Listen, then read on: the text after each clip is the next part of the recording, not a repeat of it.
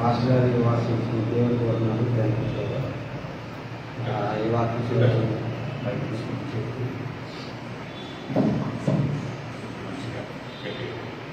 Praise lord. అందరికీ వందనాలు. ఈ వాక్యం నాకు పాస్ చేసినందుకు థ్యాంక్ యూ. అలాగే ఈ వాక్యాన్ని మీ అందరూ ఆర్కెస్ట్రాలను నగలు చేస్తున్నా థ్యాంక్ యూ. సామెతల గ్రంథం 4వ అధ్యాయము 1 నుండి 13 వరకు మనం చదువుతున్నామండి.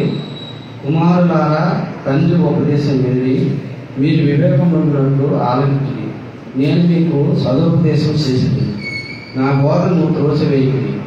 నా తండ్రికి నేను కుమారుడుగాను, నా తల్లి దృష్టికి నేను సుకుమారుడినైనా ఏక కుమారుడై ఉంటుంది.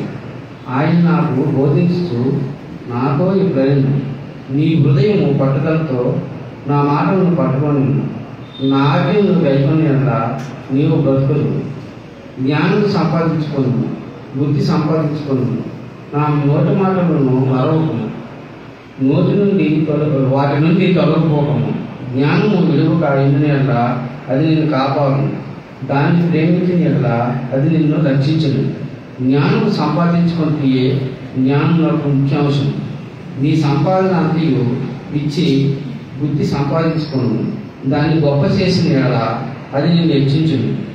దాన్ని కౌగలించుకునే ఎడల అది నీకు రంపించను. అది నీ తలకు అందమైన మాలిక పట్టును, ప్రకాశమైన కిరీటమును నీకు దయచేయను.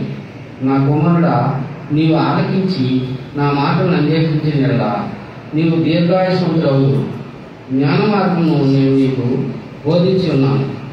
యథార్థమైన మార్గంలో నిన్ను నడిపించున్నాను.